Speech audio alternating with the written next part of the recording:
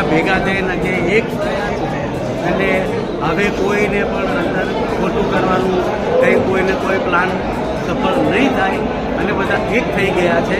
એટલે આપણને જેમ કે બધા વીર માયાને માને છે, આંબેડકર સાહેબને માને છે, એવી રીતે વણકર સમાજનું પણ આપણે એ રીતે માન સન્માન લોકો કરે એવી હું આશા રાખું. જે અમારે જે 135 પાટણવાળા વણકર સમાજ છે એનું નવું બંધારણ કરેલું છે.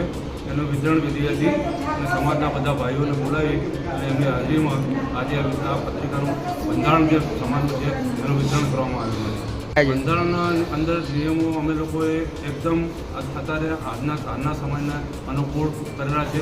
ટોટલી બધા વ્યવહારો અમે કેશ ટ્રાન્ઝેક્શન કરવાનું છે અને કુરિવાજો છે એ બધા અમે ત્યાગ કરેલા છે.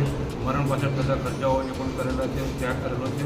અને લગ્ન પાછળ જે મોટા ખર્ચા થાય છે એ પણ બંધ કરેલા છે. એટલે અમે ઘણા બધા સુધારા કરેલા છે અને બંધારણ ગરીબ માણસ અને પૈસાવાળા માણસ ગમે તેને પરવડે એવું અમે બંધારણ બનાવેલું છે. આ બંધારણનો અમલ 1/6/2024 થશે અને એ સમગ્ર 135 પાટાવાળા વણકર સમાજને લાગુ પડશે.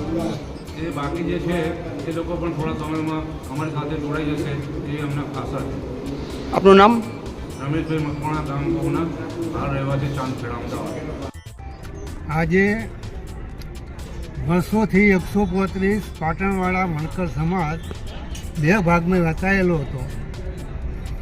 એ બે ભાગ રમેશભાઈના પ્રયત્નોથી એકતા કરી આજે અમે 135 અકબંધ ગામ આજે નવું બંધારણ અમે વહેંચ્યું છે. એ ક્રાંતિકારી બંધારણ કે હાલના જમાનાની અંદર હાલના સંજોગોમાં જે યોગ લાગે, જે લોકોને નાનાથી નાના મોટો એના લક્ષ્યમાં રાખીને અને મેં આ બંધારણ બનાવ્યું છે.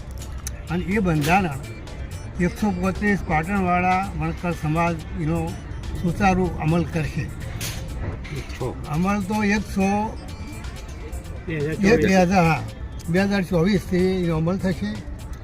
એની જોગવાઈ એવી કરવામાં આવી છે કે જે કુરિવાજો, મરણ પાછળના કુરિવાજો, પછી લગ્નમાં જે ખોટા ખર્ચા થતા હતા એની ઉપર અમે પ્રતિબંધ મૂકી દીકરીઓના ઘેર અમે જેમ બને તેમ વધારેમાં વધારે રૂપિયા રોકડમાં આપવા એવું અમે એક બંધારણ કર્યું.